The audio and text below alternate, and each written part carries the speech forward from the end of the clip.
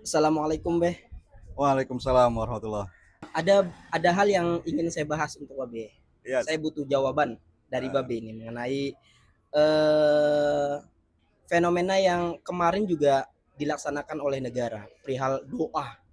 Kemarin kan negara mengadakan kegiatan istighosah tuh ya. oh iya, Istighosah yang gitu ya. hampir berapa ratus ribu? Berapa ratus ribu jamaah kan Baik. dari berbagai wilayah, khususnya wilayah Jabodetabek. Ya, Itu kan saya juga sedikitnya mengkritisi itu, Beh. Gitu ya, bagaimana saya menganggap bahwa eh, Indonesia ini sebetulnya sudah surplus doa, tapi defisit sistem baik yang ada di pemerintahan itu sendiri. Nah, sebelum ke sana, Beh, saya mau mempertanyakan tentang apakah fenomena tersebut gitu ya kita maknai sebagai rahmat Allah. Apakah rahmat Allah itu betul-betul turun ketika diadakannya kegiatan-kegiatan keagamaan semacam itu? Kemudian apa makna B daripada rahmat Allah itu sendiri? ya, saya mulai dari yang normatif dulu ya, Ah, ya, tentang rahmat Allahnya. ya, silakan Baru B. nanti setelah itu dikaitkan Nah, dengan aktivitas apa saya namanya lupa itu, doa bersama. istighosah. Ya. Yang pertama, rahmat Allah itu dalam satu doa yang disebut dengan doa Nabi Khidir, itu disebut meliputi segala sesuatu. Iya.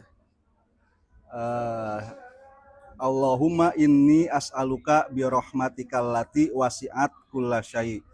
Ya Allah, sesungguhnya aku memohon kepadamu demi rahmatmu yang meliputi segala sesuatu. Di Hmm. situ kita bisa lihat bahwa rahmat Allah itu tidak diperuntukkan bagi misalnya apa yang kita anggap dalam pandangan manusia sebagai yang baik, yang jahat nggak dapat rahmat Allah, yang jahat pun bahkan dapat Rahmat Allah. rahmat Allah. Sehingga dalam ayat Al-Quran itu ada ketika turun ayat yang berbunyi inna rohmati wasiat kulla syai, dalam riwayat iblis menjawab saya juga syai, Sesuatu itu. saya kan sesuatu, Nah, rahmat Allah meliputi segala sesuatu. Kata iblis saya juga sesuatu, berarti rahmat Allah meliputi aku juga dong, kata iblis. Itu nggak dibantah. Iya, rahmatku memang meliputi termasuk kamu juga, iya. gitu kan. Tapi lantas dilanjutkan oleh Allah, fasaat tubuha lillazina yattaqun. Tapi akan ada rahmat selain rahmat yang umum tadi, ada rahmat yang khusus, yaitu yang diberikan hanya kepada orang-orang yang bertakwa. Artinya, kalau bangsa Indonesia ini pengelolaannya sudah baik atau tidak baik, pengelolaannya sesuai dengan kehendak Allah, kehendak Rasul, syariat Islam atau tidak, ya akan tetap dapat rahmat Allah dalam pengertian yang Umum. umum. Tapi rahmat Allah dalam pengertian yang khusus tadi diberikan kepada kita jika sudah benar-benar konsisten dengan rahmat Allah tadi. Jadi ya kalau kita mau meniru akhlak Allah, ya pertama kita harus mengkritisi kondisi diri kita. Walaupun kita buruk, bisa jadi tetap tercurah rahmat Allah kepada kita. Karena Allah tidak membatasi bagi yang baik-baik saja, seperti itu. Berarti eh, sekalipun berarti rahmat Allah itu tidak hanya untuk hamba-hambanya yang bertakwa. Iya, koruptor juga Koruptor juga dikasih rizki, bahkan dikasih dikasih rezeki, dikasih rahmat gitu. rahmat oleh Allah. Iya.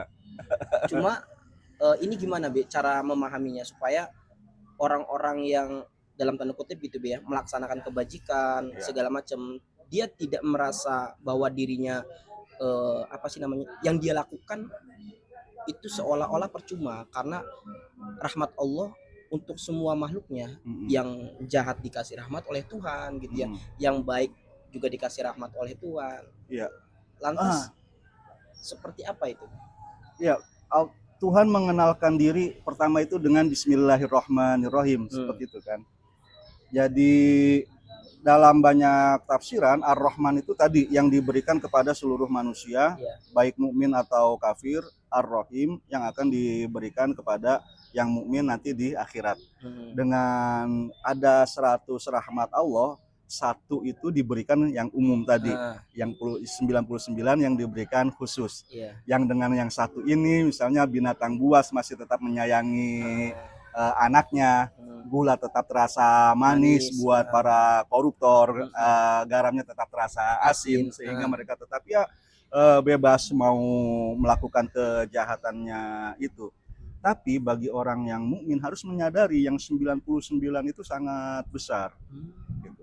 Tapi misalnya ada yang menafsirkannya itu yang terbalik.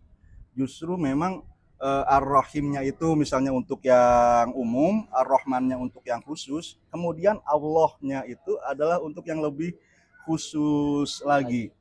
Bahwa pertama kita mengenal Rahimnya Allah itu dengan curahan rezeki, curahan kenikmatan, kesenangan yang kita peroleh.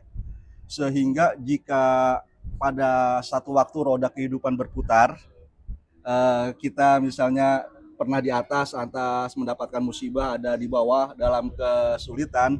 Saat dalam kesulitan pun kita akan tetap mempercayai Allah itu Rahim.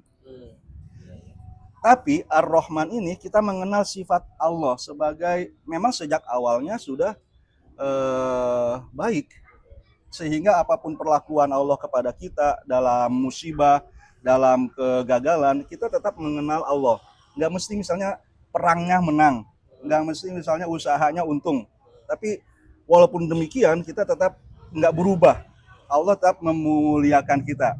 Puncaknya seorang mukmin yang ma'rifatullah itu akan mengenal Allah sebagai zat, bukan melewati af'al, bukan mengenal Allah melalui perbuatan buruknya, bukan mengenal Allah melalui sifatnya juga, tapi mengenal Allah, mengenal sampai zatnya.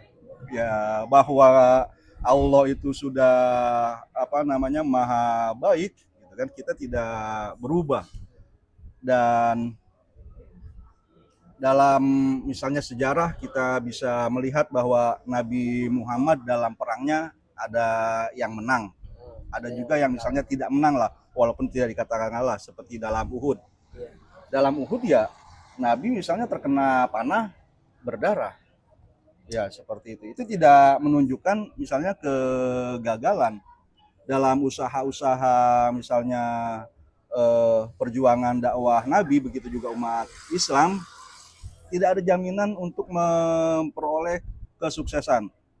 Allah misalnya tadi dengan Rahman dan Rahimnya yang luas itu memberikan kesempatan juga kepada orang yang kufur terhadapnya tapi menjalankan misalnya apa yang menjadi aturan alam, hukum alam seperti itu untuk memperoleh keberhasilan, mereka juga akan berhasil. Iya.